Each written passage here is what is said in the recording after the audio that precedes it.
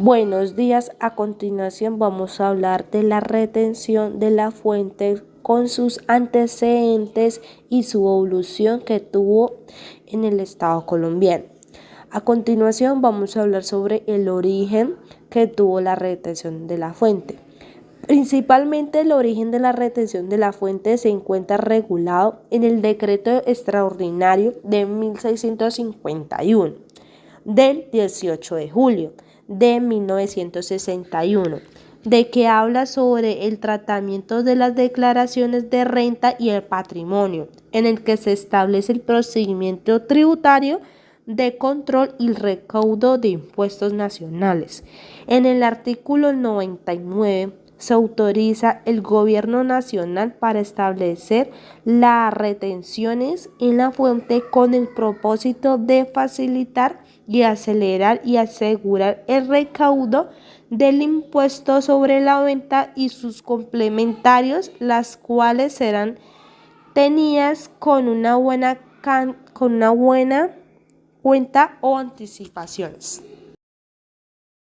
Bueno, la historia de la tributación en Colombia ha tenido 3 etapas. La primera va desde 1984 hasta 1991.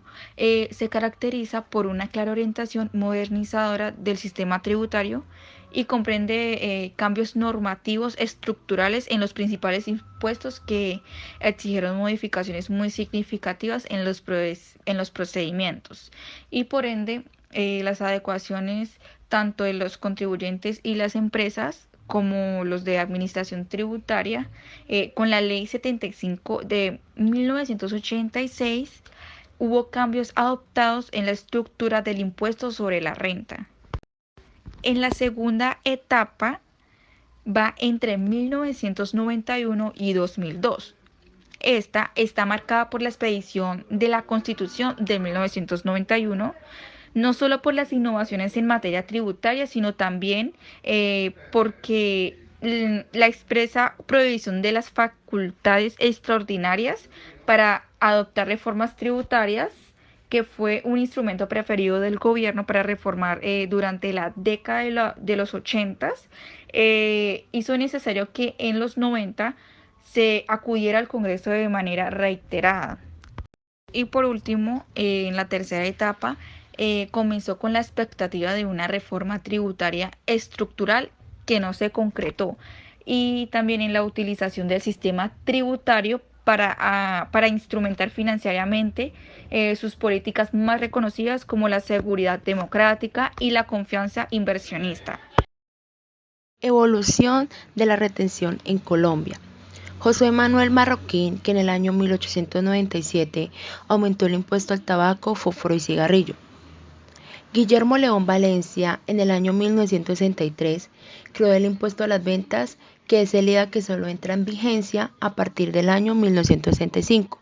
Este señor creó en el año 1963 y también ejecutó 2 años después sobre la tasa del 20% y el impuesto a la renta por 2 años. Alfonso López, en el año 1975, se gravó a los productores e importadores con la tarifa del 10%. Belisario Betancourt, en el año 1983, extiende el IVA al comercio minorista con la tarifa del 10%, IVA diferencial del 20% al 35%.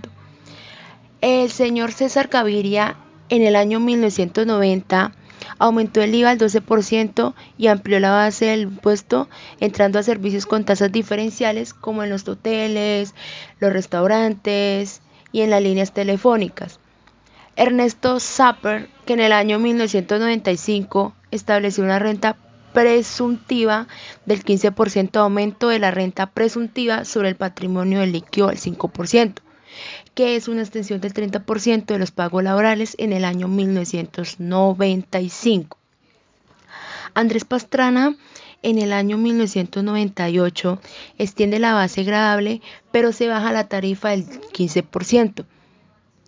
Andrés Pastrana vuelve a la tarifa del 16% y se grava el transporte aéreo internacional en los transportes públicos y el tabaco. Luego, Álvaro Uribe Vélez, en el año 2002, se mantiene el IVA al 16% y se grava la telefonía celular al 20%. También en su mismo gobierno de Álvaro Uribe, en el año 2003, artículos que establecen excluidos y se graban con el 7%, como la cerveza, los juegos de suertes y azar, son grabados al 35% en el año 2006.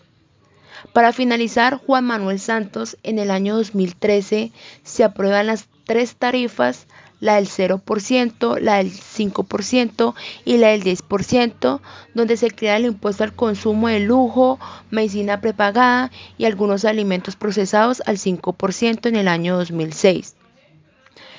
Luego, nuestro presidente Iván Duque en el año 2018 hace una reforma tributaria que la llama la Ley de Financiamiento y se propuso a reducir gradualmente el impuesto de la renta al 30% en el año 2020 y un descuento total del IVA por la adquisición de bienes de capital y descuentos en el año 2019.